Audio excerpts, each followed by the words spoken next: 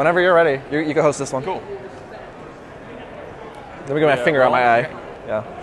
Hey guys, this is Spencer from Destructoid.com. I am hanging out with Hamza, and we are back at PAX. We are. So we both got to play Dying Light, and how do you feel about it? So I was surprised, actually. So the first half of the game, it's a day and night cycle. The first half of the game, I was like, yeah, okay, this is kind of like Dead Island. They made Dead Island before, but with parkour moves, basically. And then the nighttime stuff happens, and it gets so good. Yeah, it was very weird playing it because I came in and I'm like, I don't really care. I came in, I'm like, let's see this game.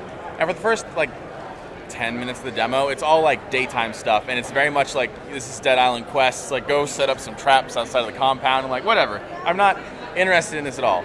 And I'm nice. I'm talking to the guy. I'm like, yeah, okay, this is a game. And then nighttime follows because that's this day-night cycle. Yeah. And all the zombies get super aggressive, and they start sprinting after you. They basically turn into the Left 4 Dead zombies and just are relentlessly chasing you all throughout the night. Yeah, and so you guys, apparently you can sneak through it. Yeah. I'm just really shitty. So I'm just walking oh, there's a bunch of zombies. I vault over a wall, and then they all see me and they start chasing me all throughout the city, and they don't give up. So I'm sprinting and running on top of buildings and doing crazy action movie chase scenes, and it's so good. And so I'm half all about this game, and that the day is but the nighttime's incredible. The difference is day and night. All right, you went there. Yeah, I went there. We're doing this. So like you were saying, you can't sneak past them, but I was so terrified. My heart was pounding during the night stuff that I didn't even think about that. I just wanted to get to the safe house as fast as possible without them eating me. They almost did. I almost died. I survived. I did die. So you did die. It was kind of cool because there's always that moment in an action movie where they run down the alley and it's a dead end. They're oh shit, are they gonna die? I died, of course, but it still felt super cool. I'm I'm not even mad. I messed up. It was crazy, and so everything was super fluid. It feels like Mirror's Edge kind of, but I'm gonna probably get murdered for saying this, but I think I like it a little better than the running in Mirror's Edge. So yeah, it's not that bad. That's dangerous. Yeah. I mean, you could literally just parkour over anything, climb anything you need. You can even jump on top of the zombies. If you're surrounded by a group of them, you just hop on their head, bounce around like a cartoon character. You just jump around everything. Everything. It's a game about jumping.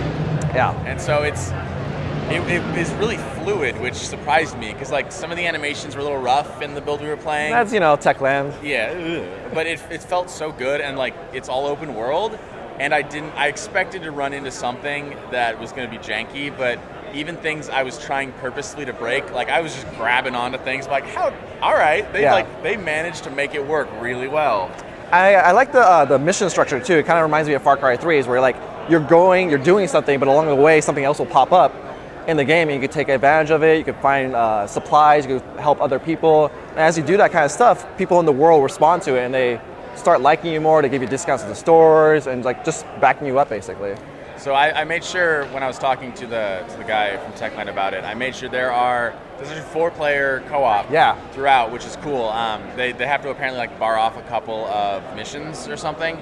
But there's apparently characters, which I can't speak to what they are, but he kept referring to the player the character we were playing as the free runner, which kind of seems like maybe the other 3 characters may not do that free running. They might have another way of moving about the world or something, or another kind of ability to make them unique. So I'm interested to see them kind of like drip feeding us the rest of the information on this game, because they just told us about it. Like it's a recent thing. They just recently announced there's gonna be a PvP version of the game, or a mode of the game where players could be the zombies.